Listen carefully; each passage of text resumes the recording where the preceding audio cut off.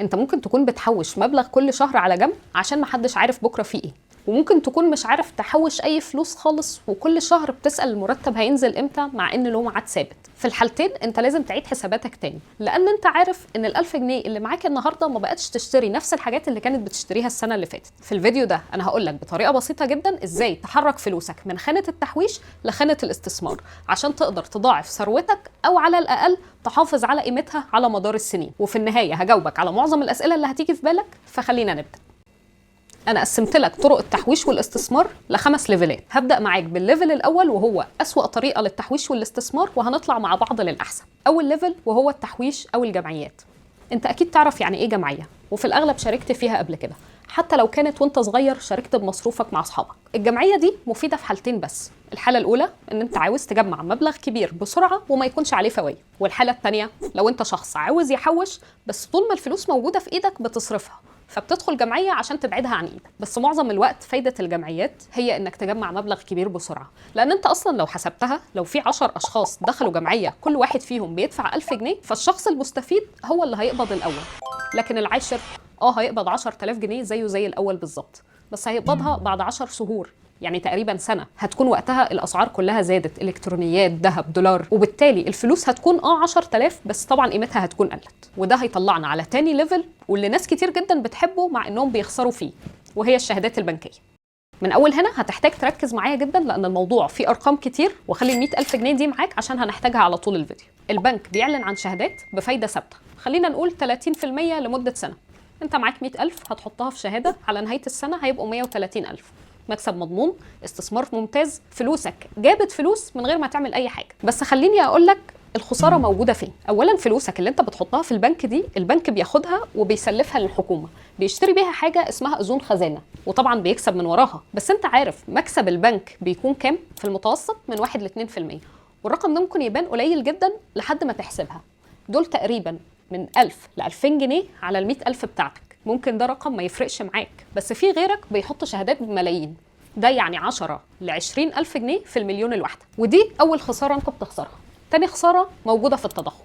البنك بيديلك الشهاده بفايده 30%، واحنا خلاص وصلنا لاخر السنه، انت بقى معاك 130000 جنيه، بس جينا بصينا على نسبه التضخم لقيناها 40%. فانت حتى ال 130000 اللي بقوا معاك دول قيمتهم قلت، وانت كده خسرت فلوس. ثالث خساره وهي انك لو احتجت فلوسك دي في اي وقت هتروح تكسر الشهاده، وانت عارف انك لو كسرت الشهاده هتخسر نسبه كبيره من الارباح بتوصل تقريبا ل 75%. وخلينا نحسبها سوا، لو انت احتجت فلوسك دي بعد 7 شهور، يعني على 100000 بتاعتك دي بعد 7 شهور تقريبا نزل لك من الارباح 17000 ونص، ولو كسرت الشهاده دي هيخصموا من الارباح 70% واللي هم تقريبا 12000 وربع، فانت سبت فلوسك في البنك 7 شهور كاملين وكل اللي كسبته 5250 جنيه، رغم انك سبتها لنص المده، سبتها اكتر من 6 شهور. يعني لو فير المفروض تاخد 15% اللي هم 15000 من المبلغ اللي انت حطيته، بس في المحصله بما انك احتجت الفلوس دي ومضطر تكسر الشهاده فهيتخصم من الارباح، وبعد ما كنت هتاخد 130000 في نهايه السنه دلوقتي انت هتاخد 105000 بس. طيب الشهادات البنكيه دي مفيده لمين ومين اللي ينفع يستثمر فيها؟ مفيده للاسر اللي معاهم مبلغ معين بس ما عندهمش وظيفه تجيب لهم دخل شهري، فالفوائد اللي بتجيلهم كل شهر دي هي الدخل الشهري بالنسبه لهم. هم عاوزين مبلغ كل شهر يصرفوا منه وما عندهمش استعداد يوجعوا دماغهم في طرق الاستثمار التانية المتاحه. وده هيطلعنا على ثالث ليفل وهو اذون الخزانه. من شويه قلت لك ان البنك بياخد فلوسك وبيسلفها للحكومه عن طريق ان هو بيشتري حاجه اسمها اذون خزانه، وبيكسب منك مثلا على الاقل 1%. بس خليني اقول لك مثال سريع. لو انت عاوز تشتري شقه، ليه تروح تشتريها من سمسار لما انت ممكن تروح تشتريها من صاحب الشقه على طول وتوفر فلوس السمسار دي ليك؟ يعني حتى لو النسبه اللي هياخدها السمسار قليله جدا، طب ما انت اولى بيها. دي ببساطه فكره اذون الخزانه. بدل ما انت تروح تحط فلوسك شهاده في البنك والبنك ياخد فلوسك يسلف بيها الحكومه ويكسب من وراك 1%، طب ما تروح انت تسلف الحكومه، واكيد انت اولى بال1% الزياده دي. اذون الخزانه دي ادوات دين، عباره عن ورقه انت بتروح تسلف بيها فلوس للحكومه. الورقه دي ليها قيمه ماليه معينه، خلينا نقول مثلا قيمتها 10000 جنيه بس انت بتشتريها بفلوس اقل. خلينا نقول انت بتشتري الورقه دي ب 6500 جنيه مثلا، وبعد سنه بتاخد قيمه الورقه دي اللي هي 10000 جنيه بالظبط. يعني بعد ما يعدي سنه انت كده كسبت 3000 ونص. لو استثمرت ال 100000 كلهم كده هتكسب 35000 بنهايه السنه، هتدفع ضرايب بس مثلا هيتبقى لك 33 الف ارباح صافيه على ال 100000 بتاعتك. نيجي بقى للسؤال البديهي، هتسلف الحكومه ازاي؟ عن طريق البنك برضه. الماليه المصريه بتطرح اذون الخزانه دي يومين من كل اسبوع، يوم الاحد والخميس. تقدر تتصل بالبنك بتاعك وتشتري منها، بس طبعا هتضطر تشتريها في ايام الطرح اللي هي ايام الاحد والخميس، وممكن ما تعرفش تشتريها في بعض الفروع الصغيره، بس لو رحت اي فرع كبير هتعرف تشتري اذون الخزانه دي بسهوله. طيب ايه هي ميزه اذون الخزانه دي عن الشهاده البنكيه؟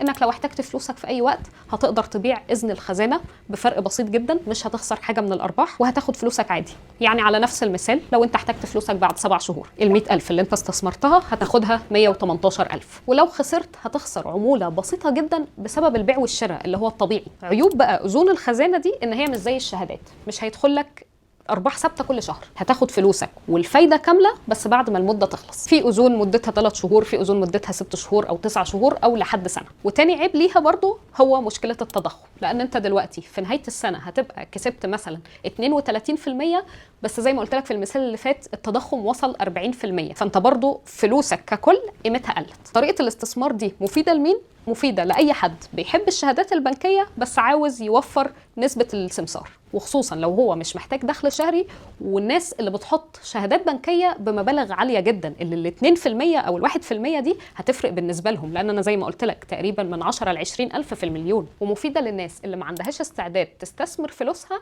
في حاجه ارباحها اعلى بس فيها مكسب وخساره، لا، الناس اللي عاوزه تكسب بس يخليهم في الشهادات واذون الخزانه زي ما هم. وده هيطلعنا للليفل الرابع وهو صناديق الاستثمار. هنا بقى انت بدات تستثمر فلوسك بجد، لان صناديق الاستثمار دي بيتجمع فيها ناس كتير بيستثمروا فلوسهم في تجاره معينه، بس هم مش عارفين يستثمروها ازاي لوحدهم، مش عاوزين يخاطروا بنفسهم، بيدوروا على حاجه امان بس ارباحها اعلى من البنك. ففلوس المستثمرين دي كلها بتتجمع، وفي خبراء في الاداره الماليه وتحليل البيانات هم اللي بيختاروا الفلوس دي يحطوها فين. ممكن يشتروا بيها اسهم في البورصه، ممكن يشتروا بيها سندات، ذهب، عقارات. عموما الخبراء دول هم اللي بيحددوا ايه الحاجه اللي مخاطرها قليله وبيحطوا فيها الفلوس دي كاستثمار. والصناديق دي ليها اشكال مختلفه، يعني في مثلا صناديق بتستثمر في اذون الخزانه اللي انا قلت لك عليها من شويه ان هم بيسلفوا الحكومه بنفسهم بدل البنك، وفي صناديق استثمار في السندات. السندات دي زيها زي اذون الخزانه بالظبط بس مدتها اطول، يعني ممكن تبدا من اول 2 لحد 10 20 30 سنه، ومش شرط تكون للحكومه بس، لا، ممكن تسلف برضو شركات خاصه. لكن كلمه اذون الخزانه دي معناها ان انت بتسلف الحكومه بس، مفيش اي شركه خاصه، واللي مدتها بتكون في الاغلب اقصى حاجه ليها سنه بس. في صناديق تانية للاستثمار زي صناديق المعادن، بتستثمر في الذهب والفضه، ودي هكلمك فيها اكتر بس كمان شويه. في كمان صناديق استثمار تانية مناسبه للشريعه الاسلاميه اللي بتساهم في اي تجاره مطابقه للشريعه الاسلاميه ودار الافتاء هي اللي بتتابعها. وفي كمان صناديق الاسهم، ودي اللي بيتشرى فيها اسهم في البورصه. وفي كمان صناديق الاستثمار العقاري، يعني انت مثلا لو معاك مبلغ معين ما تقدرش تشتري بيه لوحدك عقارات، ما تقدرش تشتري بيه شقه او ارض، فانت بتحطه في الصندوق الاستثماري ده، وطبعا بيكون ليك ارباح، وارباحك دي بتزيد مع زياده سعر العقارات. وزي ما قلت لك كل الصناديق دي بيكون في خبراء في الاداره الماليه وتحليل البيانات هم اللي بيحددوا فلوس المستثمرين اللي هو انت تروح فين. وفي هنا حاجه مهمه لازم تفهمها، ان الاستثمار بياخد وقت. يعني زي ما كنت ناوي تحط ال 100000 بتاعتك في شهاده وتستنى عليها سنه، فالاستثمار برضو بيحتاج على الاقل سنه. طيب ازاي انت بتستثمر في صناديق الاستثمار دي بقى؟ بيبقى ممكن مثلا عن طريق البنك، انك بتفتح حساب استثماري واستثماراتك دي بتكون مع البنك او مع شركه استثمارات، او عن طريق تطبيق انت اكيد سمعت عنه قبل كده اسمه ثاندر. ولو انت ما سمعتش عنه قبل كده فانا محتاجه اكلمك عنه بشكل سريع. ثاندر ده عباره عن موبايل ابلكيشن بيسمح للافراد اللي هم اي ناس عاديين جدا انهم يستثمروا فلوسهم في البورصه. اي فلوس انت عاوز تستثمرها مهما كانت قليله، حتى لو بدات ب 100 جنيه بس. فببساطه هو عباره عن وسيط بينك وبين البورصه عشان تقدر تستثمر فلوسك بطريقه سهله، خصوصا للناس اللي مش عارفه تستثمر فلوسها ازاي. ده كل اللي بيعمله ثاندر. انا بس كنت محتاجه اكلمك عنه بسرعه عشان انا هفتحه دلوقتي واوريك صناديق الاستثمار دي بيكون شكلها عامل ازاي، واي اسئله هتيجي في بالك انا هجاوبك عليها في الاخر. زي ما انت شايف هنا في قدامك الاسهم في الشركات وتحتها على طول صناديق الاسهم. الفرق بينهم انك لو عاوز تستثمر فلوسك دي في شركه معينه بعينها، يعني تقدر تروح تشتري الاسهم بتاعتها زي الشركات اللي موجوده قدامك دي، شركه ابو قير للاسمده او مصرف ابو ظبي الاسلامي او اي شركه من الشركات اللي موجوده تحتهم دي. يعني لو نزلت شويه هتلاقي شركات زي المصريه للاتصالات اللي هي وي، او شركه فوري، شركات انت عارفها لان انت عميل عندهم. طيب لو خرجنا من الاسهم ودخلنا على صناديق الاسهم، الصناديق دي انت بتبعت فلوسك ليها، وزي ما قلت لك قبل كده في خبراء هم اللي بيحددوا الفلوس دي يستثمروها في اسهم ايه. هم اللي بيختاروا الشركات بنفسهم زي الشركات اللي انا وريتها لك من شويه، والفلوس بتاعت المستثمرين بتتوزع، يعني مش كلها بتتحط في شركه واحده، لا ممكن يحطوا مثلا 5% في شركه فوري، 10% في شركه ابو قير، 20% في المصريه للاتصالات، وفي النهايه بيجمعوا الارباح وبتتوزع على المستثمرين بنسبه ثابته، وكل واحد بقى على حسب الفلوس اللي استثمرها. مع العلم ان صناديق الاستثمار في الاسهم دي بتكون امن من انك تستثمر في الاسهم نفسها، لان زي ما قلت لك في خبراء في المجال هم اللي بيوزعوا فلوس المستثمرين على شركات مختلفه. يعني ممكن مثلا انهم استثمروا 20% في المصريه للاتصالات واستثمروا 10% في فوري، ممكن اللي استثمروه في فوري يخسر شويه واللي استثمروه في وي يكسب كتير، فالخساره اللي خسروها في فوري يقدروا يعوضوها بالارباح اللي جت من شركه وي. ففي النهايه المحصله يعني ان المستثمرين كلهم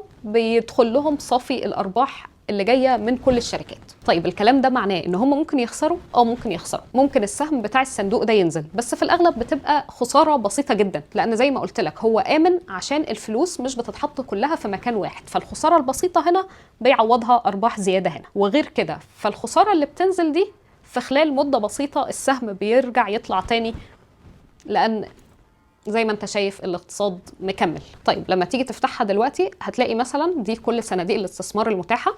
خلينا نفتح اول واحد واللي هو صندوق جسور، مكتوب هنا انه بيستثمر في الاسهم المصريه.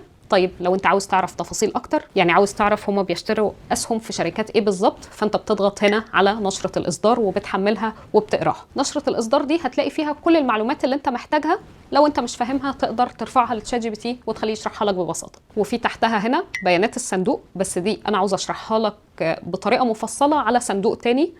هنخرج تاني للصناديق.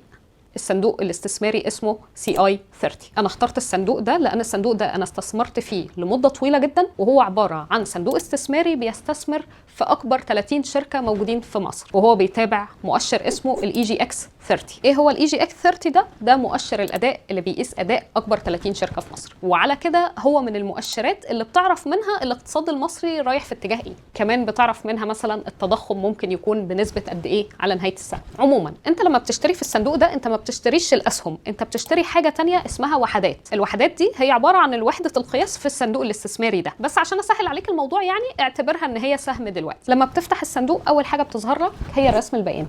لو بصيت عليه هتلاقي ان هو نزل تقريبا 4% خلال الاسبوع ده. لو جيت ضغطت على كلمه شهر هتلاقي ان برضو الصندوق خسر 5%. الرقم بالظبط بيبقى مكتوب هنا، يعني لحد الان واضح ان هو بيخسر، بس زي ما انا قلت لك الاستثمار بيحتاج وقت.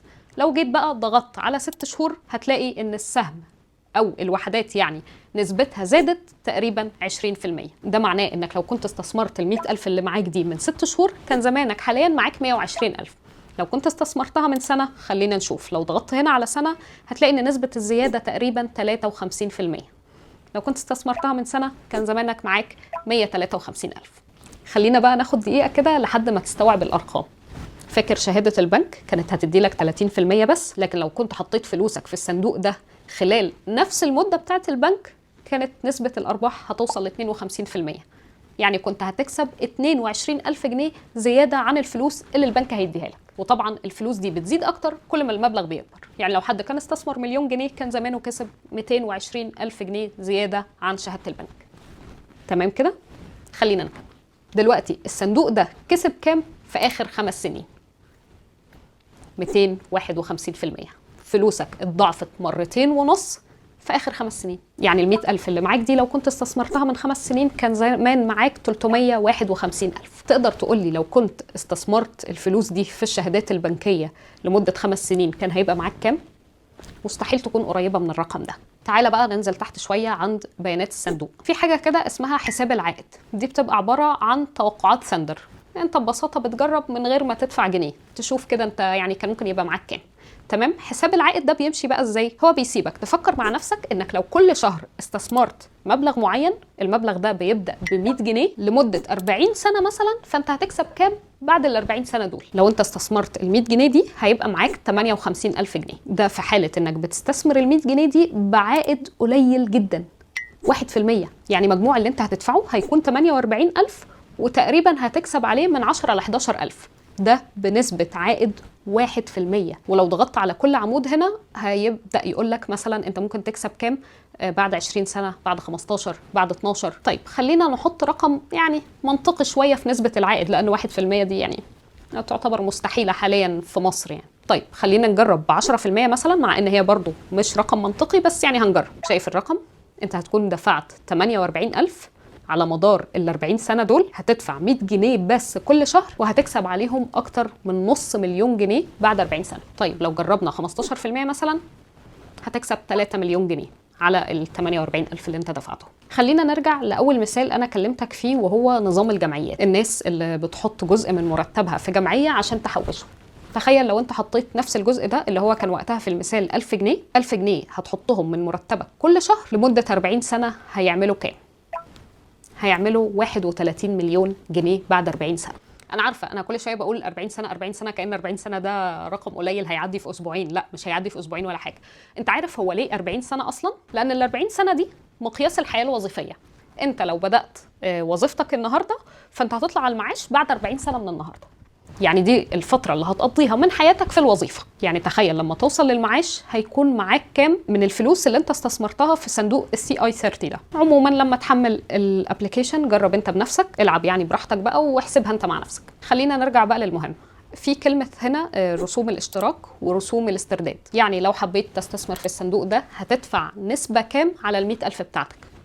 هنا 0% وهنا 0%. يعني وقت ما تحب تشتري هتشتري بسهولة، وقت ما تحب تبيع هتبيع بسهولة. وقت الإغلاق ده بقى ده معناه أنت بتقدر تشتري أو تبيع من أول الساعة كام لحد الساعة كام، لأن جلسة التداول بتشتغل الصبح بس وفي أيام معينة من الأسبوع، أو مش في أيام معينة، لا هي بتشتغل الأسبوع كله بس في أجازات اللي هم الجمعة والسبت، دي أجازات رسمية. وفي تحت أهو هتلاقيه بيقول لك الأيام اللي أنت تقدر تشترك فيها والأيام اللي أنت تقدر تسحب فيها، اللي هي الأيام كلها ما عدا الجمعة والسبت. طيب لو قررت تشتري بقى، فانت هتضغط على كلمة شراء اللي موجودة تحت دي، وبعدها بتختار الطريقة. أول طريقة وهي القيمة النقدية. يعني أنت مثلا عاوز تشتري ب100,000 أو 10,000 بس أو 5,000 بس.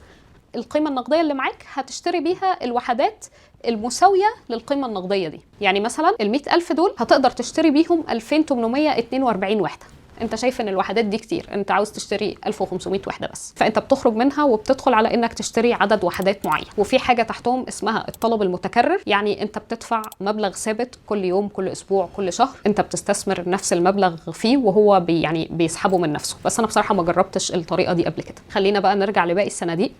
في صناديق اسمها صناديق الدخل الثابت. دي برضو صناديق استثمار بس ما فيهاش اي مخاطر خالص. يعني انت هيجيلك عائد شهري او عائد سنوي، بس طبعا بنسبه اقل بكتير من صناديق الاستثمار في الاسهم. يعني لو مثلا فتحنا صندوق العائد الثابت بتاع افاق، فالعائد الشهري الشهر اللي فات كان 1.4%، وبالتالي العائد السنوي التقديري هيكون 18%. عموما صناديق العائد الثابت دي زيها زي الشهادات البنكيه بالظبط، اللي بيفرق فيها انك مش مضطر تروح البنك. هي المكسب بتاعها مضمون زيه زي شهاده البنك، بس من غير ما تروح البنك او تضطر تقف في طوابير او كده، انت ممكن تعملها اونلاين وخلاص. هنرجع تاني للصناديق، واخر صناديق موجوده معانا هي صناديق المعادن، اللي هو بتستثمر في الذهب والفضه. الصناديق دي انت بتشتري فيها كانك بتشتري ذهب، بس طبعا ما بيكونش ذهب ملموس. يعني مش هيبقى ذهب حقيقي ولا حاجه، لا انت مثلا بفرض ان انت بيبقى معاك كل شهر مبلغ معين، بس المبلغ ده مش هيجيب لك مثلا جرام 2 جرام او حتى 5 جرام بالكتير. فبدل ما تروح تشتريه في ذهب اللي هو ملموس، انت ممكن تروح تحط الفلوس دي في صندوق الذهب. طيب افرض انت معاك 5 مليون جنيه وعاوز تشتري بيهم ذهب،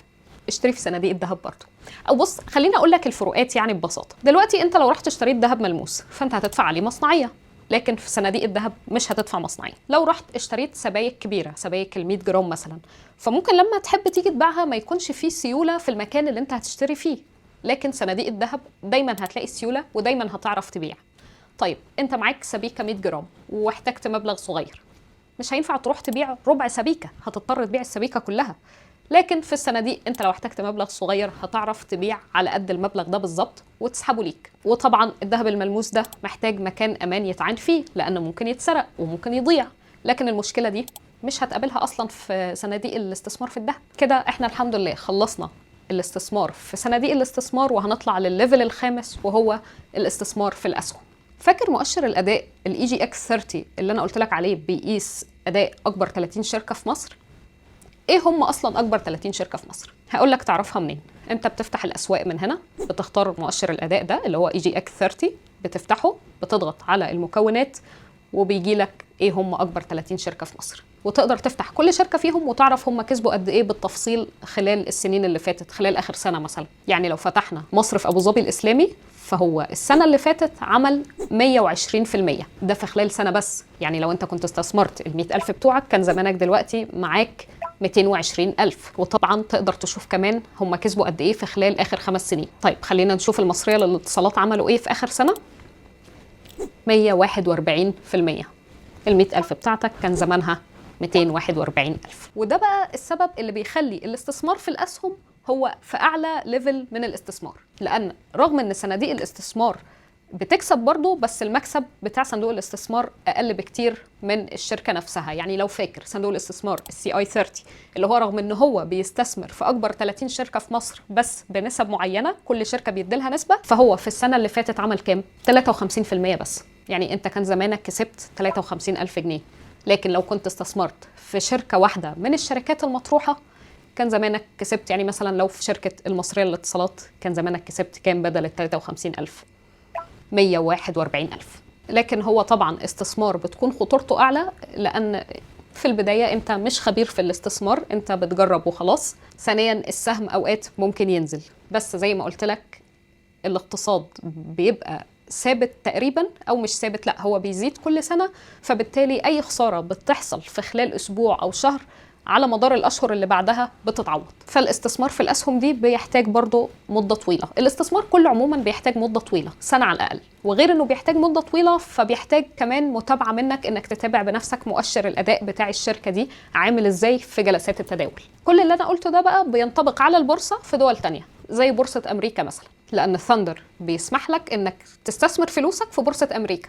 يعني ممكن وإنت في مصر عادي تشتري أسهم في شركة أبل، أو تشتري صناديق استثمار في أمريكا. وبرضه في بورصة تانية وهي بورصة الإمارات، دي كمان تقدر تستثمر فيها، كل ده وإنت في مكانك. دلوقتي بقى هجاوبك على أغلب الأسئلة اللي هتيجي في بالك. طيب هو أنا كده ممكن أخسر كل فلوسي في البورصة؟ لا طبعا. على قد ما الجملة منتشرة بشكل كبير في الأفلام، بس في الحقيقة ده اسمه عبط. في الحقيقة دي حاجة تقريبا مستحيل تحصل، وأنا هقول لك ليه.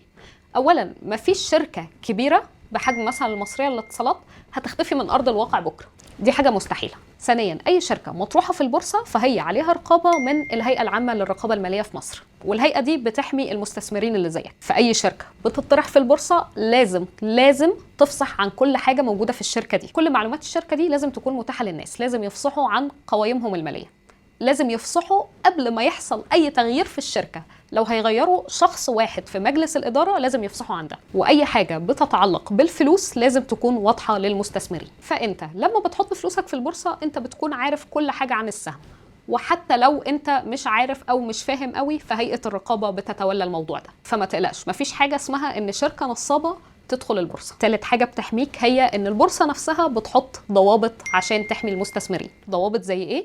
زي مثلا لو فجأة في سهم لشركة معينة زاد أو قل بنسبة بتوصل ل5%، التداول هيقف. مفيش حد هيبيع ولا يشتري لحد ما الشركة تفصح عن اللي بيحصل. ايه السبب اللي خلى النسبة دي تزيد أو تقل فجأة كده؟ وعموما أي خسارة في الأسهم دي زي ما أنا قلت لك هي بتتعوض. يعني زي ما وريتك في صناديق الاستثمار، رغم إن كان في خسارة في الأسبوع اللي فات وخسارة الشهر اللي فات، لكن على مدار ال6 شهور أو السنة أو ال5 سنين كانت نسبة الأرباح عالية جدا. طيب ايه اللي يضمن ان تطبيق ثاندر ده مش نصاب؟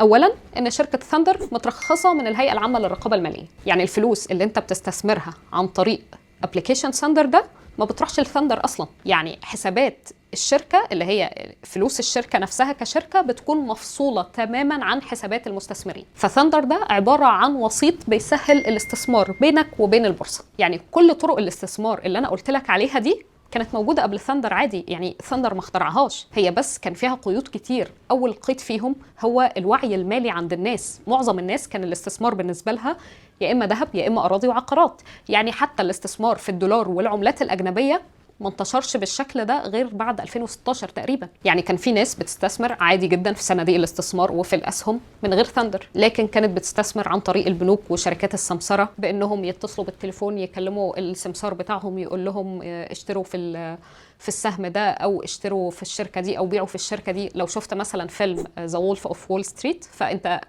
الشركه دي كانت عباره عن شركه سمسار. كمان ثاندر بيسمح لك انك تستثمر بمبلغ قليل جدا بيوصل ل 100 جنيه. طبعا قبل ثاندر ما كانش فيه الكلام ده، كان في حد ادنى للاستثمار، وطبعا كنت بتحتاج تروح البنك بنفسك عشان تشتري في صناديق الاستثمار دي، ومش هتعرف تتابع بنفسك لان هتحتاج شاشات معينه، شاشات خاصه بالتداول عشان تعرف من عليها المؤشر او الشركات عامله ايه في البورصه. كل دي حاجات ثاندر سهلها للشخص العادي، هتقدر تعملها وانت في بيتك من غير ما تدفع رسوم جانبيه في اي خطوه هتاخدها. طيب هيحصل ايه لفلوسك لو لا قدر الله ما بقتش موجود معانا بكره؟ اولا بعد الشر عليك، ثانيا مش هيحصل اي حاجه، فلوسك هتروح للورثه عادي جدا. الحساب بتاعك هيتجمد مؤقتا لحد ما يتنقل بشكل قانوني للورثه بعد اعلام الوراثه. الخطوات ان الورثه هيتواصلوا مع خدمه العملاء في شركه ثاندر ويعلنوا الوفاه ويقدموا شهاده الوفاه، وبعدها الحساب هيتجمد لحد ما يكملوا باقي الاوراق الرسميه، وبعدها كل الاصول والفلوس بتاعتك هتتنقل للورثه.